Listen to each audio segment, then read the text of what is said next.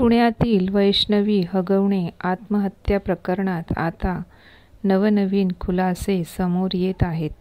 16 मे रोजी वैष्णवी हगवणेने सासरच्या छळाला कंटाळून आत्महत्या केली होती. त्यानंतर हगवणे कुटुंबियांचे राजकीय धागेदोरे, त्यांचा पोलिसांवर असलेला प्रभाव आणि कौटुंबिक हिंसाचाराची पार्श्वभूमी याबद्दल माहिती समोर आली आहे. वैष्णवीची जाऊ आणि हगवणे कुटुंबाची मोठी सून मयुरी हगवणे जगताप यांनी माध्यमांसमोर स्वतःवर आणि वैष्णवीवर झालेल्या अत्याचाराचे खुलासे केले आहेत. वैष्णवीचा मोबाईल हगवणे कुटुंबाने काढून घेतला होता. तसेच तिला उन्हात उभे करून शिक्षासुद्धा दिली होती. मयुरी हगवणे यांनी स्वतःवर झालेल्या अत्याचाराची विस्तृत माहिती माध्यमांना दिली होती. तसेच मारहाण झाल्यानंतरचे फोटोही दाखवले होते.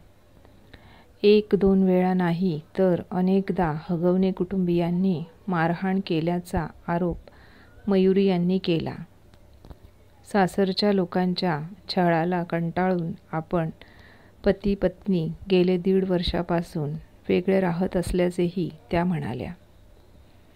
याशिवाय वैष्णवी घरात शशांकबरोबर राहत असताना तिच्यावरही अत्याचार होत होता, अशी माहिती घरातील नोकरांकडून मिळत असल्याचा दावा मयुरी यांनी केला. तसेच मयुरी व वैष्णवी दोघी सख्या जावा असूनही 1.5 वर्षात एकमेकींशी फारशा कधी बोलल्या नाहीत. हगवणे कुटुंबियांनी जाणून बुजून दोघींना एकमेकींच्या जवळ कधीही येऊ दिले नाही. मयुरीबद्दल नेहमी तिच्या मनात वाईट गोष्टी भरवण्यात येत होत्या. नणंद करिश्मा हगवणे वैष्णवीने मयुरीशी बोलू नये म्हणून सतत प्रयत्न करायची.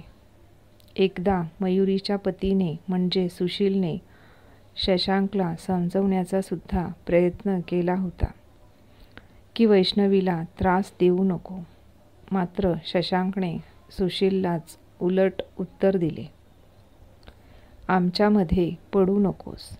तसेच तुझे आणि वैष्णवीचे काहीतरी लफडे असावे म्हणूनच तू तिची काळजी घेतोयस, असे घाणेरडे आरोपही शशांकने केले. तसेच शशांक वैष्णवीच्या चारित्र्यावरही नेहमी संशय घेत होता. तिला तो नेहमी घालून पाडून बोलत असायचा.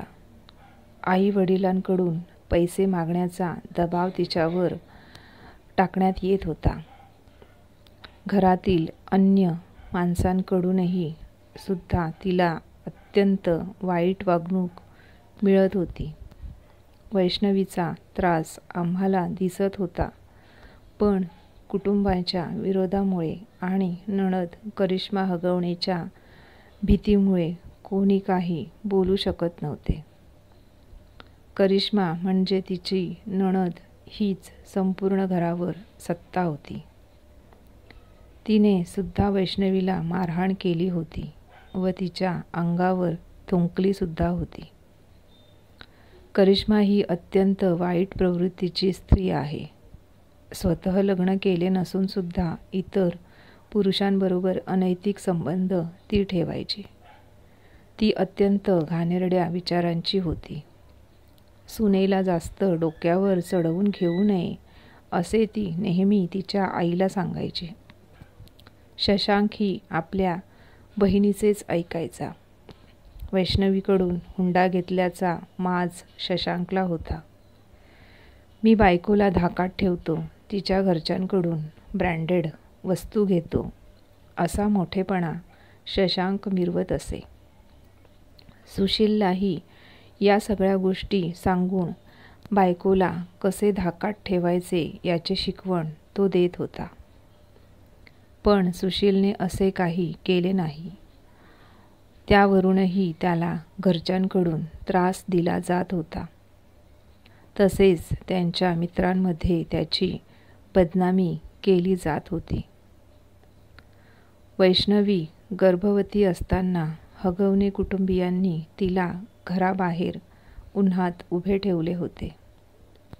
हगवणे कुटुंबीय दुष्ट असल्यामुळे ती त्यांना खूप घाबरत होती.